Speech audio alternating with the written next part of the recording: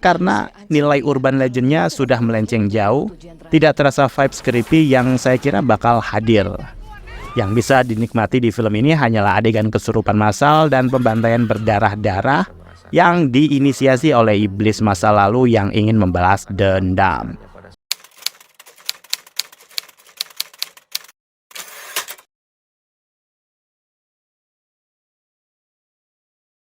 Baik, ada murid yang kesurupan. Takutnya seperti kejadian dulu. Salam sinema, sahabat sinemalogi. Bangku Kosong ujian terakhir adalah film horor yang disutradarai Lakonde. Film ini dibintangi Karina Suwandi, Teddy Shah, Lania Vira, Maisa Kana, Emilio Cortizo, Dinda Mahira, Emir Razan, Andi Rif, Barbie Arzeta, dan lain-lain. Bangku Kosong ujian terakhir bercerita tentang misteri bangku kosong saat siswa kelas 3 SMA Bintang Bangsa melangsungkan ujian terakhir. Ternyata di aula ruang ujian, satu persatu siswa mengalami kesurupan bergantian sampai memakan banyak korban jiwa. Para siswa mencoba melarikan diri, namun puluhan murid tetap tewas secara mengerikan. Kepala sekolah Amanda Kertanegara yang diperankan Karina Suwandi meminta bantuan Abah Ayub yang diperankan Teddy Shah untuk menyelamatkan para murid. Kisah horor satu malam semakin mencekam dengan teror yang mematikan. Kalian bisa membantu kami dengan klik tombol Super Thanks di bawah video. Kami akan sangat berterima kasih atas berapapun nominal saweran yang kami terima. Film Bangku Kosong tahun 2006 lalu adalah film horor anak sekolahan yang cukup berkesan bagi penonton seumuran saat itu. Karena ceritanya memang diambil dari kisah urban legend siswi bunuh diri dan menyisakan bangku kosong. Dari bangku kosong itulah teror dimulai. Filmnya terasa seru karena bisa dekat dengan anak-anak sekolahan. Rupanya di film Bangku Kosong ujian terakhir ini, premis dari film pertama ditambah satu plot cerita lagi oleh penulisnya, tragedi Karina dengan bangku kosongnya dan kisah Ujang Pegat dengan dendam kesumatnya. Bangku Kosong ujian terakhir benar-benar membawa narasi jauh berbeda dengan film pertama. Kita sebagai penonton diseret untuk mengikuti drama, untuk jadi saksi mata apa yang sebenarnya terjadi di SMA Bintang Bangsa. Karena film ini memang menjual judul bangku kosong, jadi mau nggak mau harus ada porsi bangku kosong. Bangku yang nggak ada orangnya. Namun di sini saya tidak mendapat suasana horor yang mencekam dan intimidatif dari bangku kosong tersebut.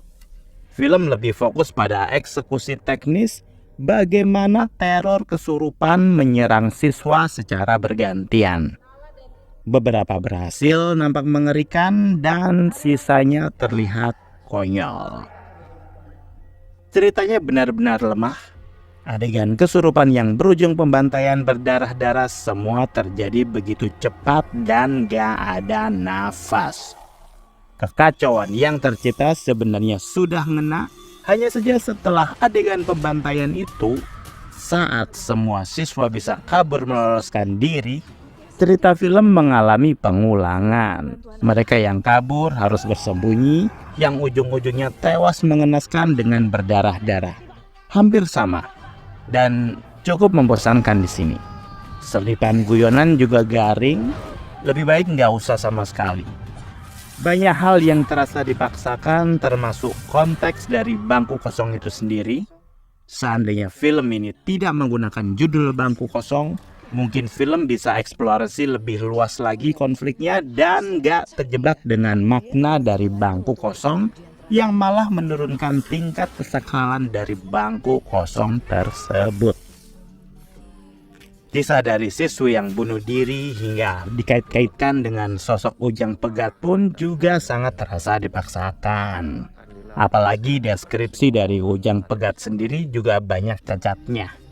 Belum lagi saat karakter lain mulai datang sebagai Abah Ayub yang bisa mengcounter ilmu hitam, tetap saja tidak mengubah keadaan. Malah korban semakin banyak. Saya jadi bingung sebenarnya siapa tokoh utama film ini. Semua bergantian muncul di frame. Bahkan sang guru, Bu Amanda yang awalnya berpenampilan garang dan termasuk guru killer, akhirnya berubah menjadi melo dan pahlawan kesiangan banget. Dan gak ada satupun karakter yang mampu menarik perhatian.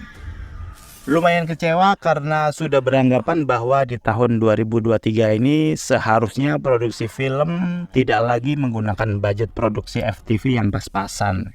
Efek CGI yang digunakan di film ini saja mengingatkan saya pada sinetron Indosiar. Kalau memang memiliki keterbatasan biaya, harusnya segi penceritaan dan penggambaran karakter yang harus dinaikkan kualitasnya. Dan ini lagi-lagi sangat disayangkan. Padahal kualitas akting Karina Suwandi di film horor apapun gak pernah busuk. Namun kali ini dia memang salah pilih film. Karakternya menjadi lumayan absurd. Aida Nurmala pun tidak menambah pengaruh sama sekali. Saya juga berharap kualitas akting Andy Rif bisa lebih baik lagi. Sebagai iblis jahat, harusnya kekuatan dia lumayan besar dan sulit ditaklukkan. Saya langsung membandingkan dengan Iwake yang kemarin berhasil bermain apik sebagai Walis di Pocong Gundul, dan itu terasa jauh performanya. Kalau dibandingkan, film Bangku Kosong Ujian Terakhir sangat jauh berbeda dengan versi orisinalnya. Saya tidak terlalu merasakan kengerian di film reboot ini, mungkin karena nilai urban legendnya sudah melenceng jauh, tidak terasa vibes creepy yang saya kira bakal hadir. Yang bisa dinikmati di film ini hanyalah adegan kesurupan massal dan pembantaian berdarah-darah yang diinisiasi oleh iblis masa lalu yang ingin membalas dendam. Selebihnya hanya cerita yang melengkapi aksi kesurupan massal dan pembantaian itu.